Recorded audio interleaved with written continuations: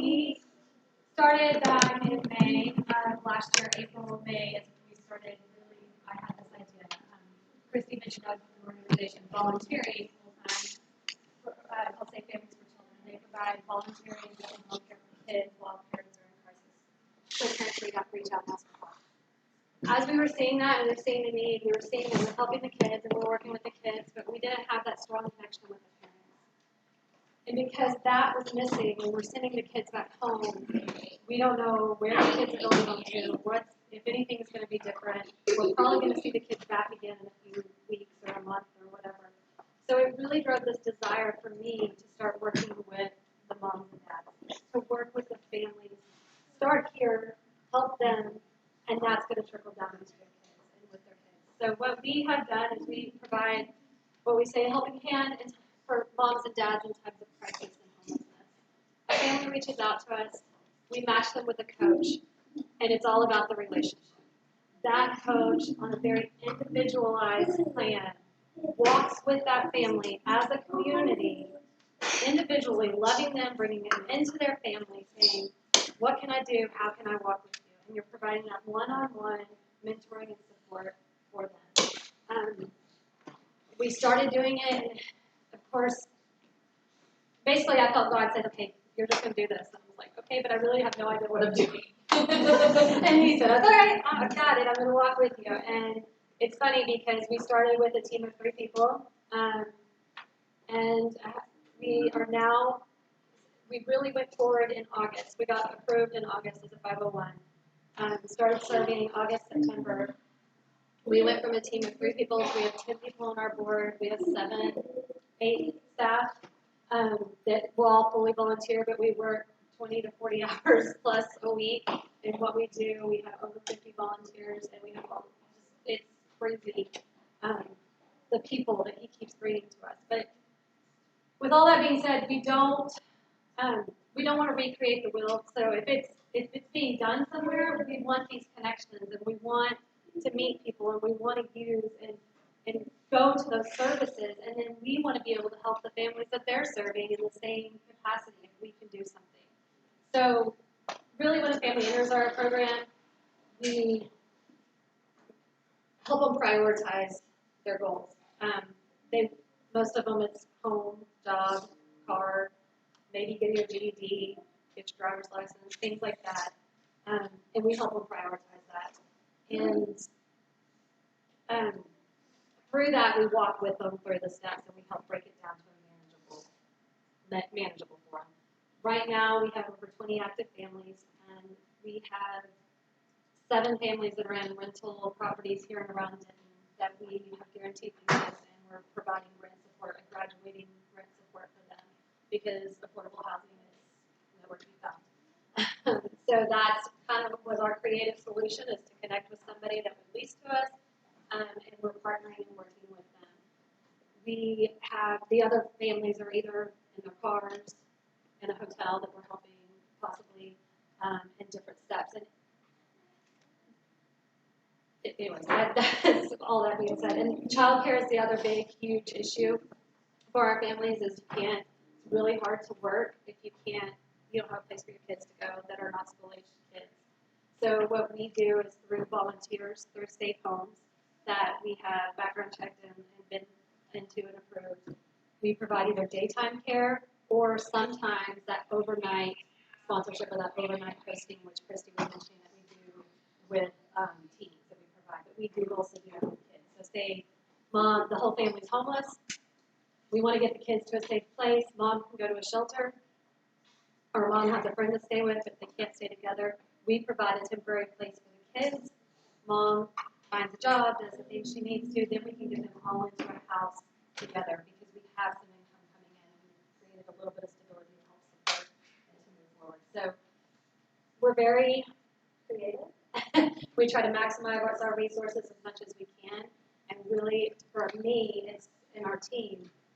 We meet every 2 weeks, and I think we sit down at the table and we're like, okay, what are we going to do with this? And it's amazing when you get this team of passionate people together, we creatively come up with solutions. And so that's what I guess, through the community. So the other thing, someone had said earlier is I want to say the community and the family piece of it. Our Facebook page is probably our most active page, or we have a website too, but our Facebook page is active because we can post on it all the time.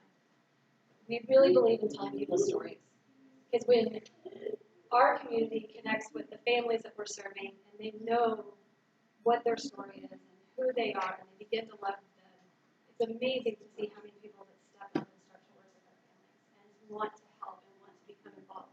So really what we do is we put a need out there and it's filled. And it's really just by telling the community, someone said this earlier, or we've said this multiple times, nobody thinks that this is in Denton County. This is 10 minutes from us. This is 5 minutes down the road.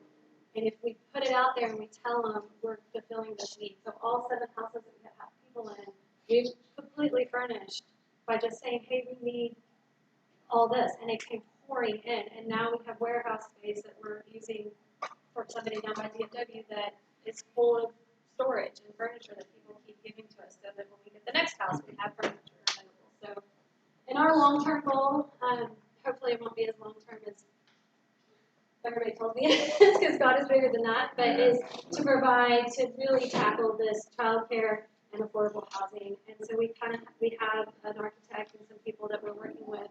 And if we have land, we don't have any problem building and getting into it. We're trying to find that piece of land that we can do. But we'd love to build a community village and do several, but start with 1, 8 to 10 families.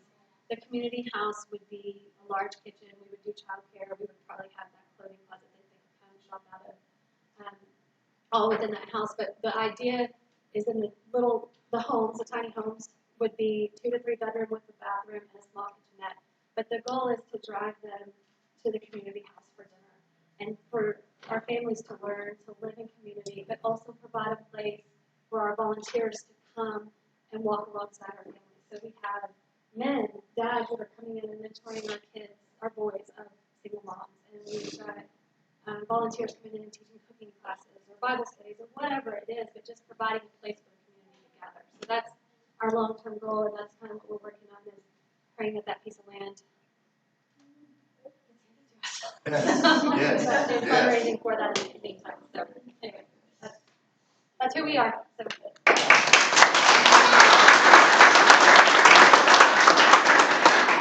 Heard of Food for the Soul. You've heard of it. Wow. Okay.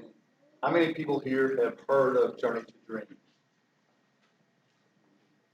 How many of you have heard about Grace Like Rain? You know, and one that out there tells me there's a lot of people doing stuff. Nobody knows about it.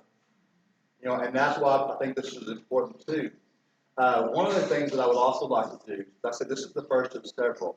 I want to connect with other organizations, other nonprofits, even churches. Find out what they're doing. Come together. Let them share their needs. Tell us what you're doing. How can we as a community come together and help you? We don't want to reinvent the wheel. We don't want to keep doing stuff over and over. We want to find out who's doing what, and if they need help getting it accomplished, let's come alongside of them and help make that happen. That, again, the heart of the Father. One other gentleman I want to mention that reached out to me. I believe it's on Facebook. He's here. William. Oh, yes. You know, this gentleman, he reached out to me. He said, I'm just a country boy. Don't know, my antenna is not all the way up. I'm trying to hear God, but I see what you're doing, and I feel like I'm supposed to connect with you. And he actually was saying that God told him that he was going to help fund a ranch. And he's like, I don't know how to do that. Once again, I'm just this little country boy, don't have very much money. And then I started sharing with him how God has placed on our heart to find property. We're looking for about 50 to 100 acres to where we can do some transitional housing, to where we can really, again, have a community where people come out and whatever they need, it's going to be there. It's not like they're going to go looking for it. We're going to bring it there. And he's like, whatever you want, however I can get involved, just let me know. And we started collecting. Well, he went to a food thing. What was the name of that place? Shepherd Hands. He went there, and they don't have very much meat. They didn't have any meat, right? And he said that's something that he wanted to do. So I gave him a freezer. The day that I gave him that freezer, he went and got that freezer filled up and gave it to the shepherd's hand. And now he's been collecting meat. We've got two freezers full of meat that we're going to be able to help families. You know, stuff that that costs them a lot of money. Sometimes, what's one of the things too is even with the low-income families, not only do we want to help the homeless to get out, we want to help the low-income families make sure that they don't become homeless because it costs more to get them out of that than to try to help prevent it. So I want to do stuff like giving them shampoo, toilet tissue, dishwashing. Once again, we're not going to give them a handout. We're going to give them a hand up because if we can help them with that, they can take that money and pay for a bill. And then now they're not coming to you asking me money for paying for electric bill or help paying for rent because we're going to help supplement in other areas.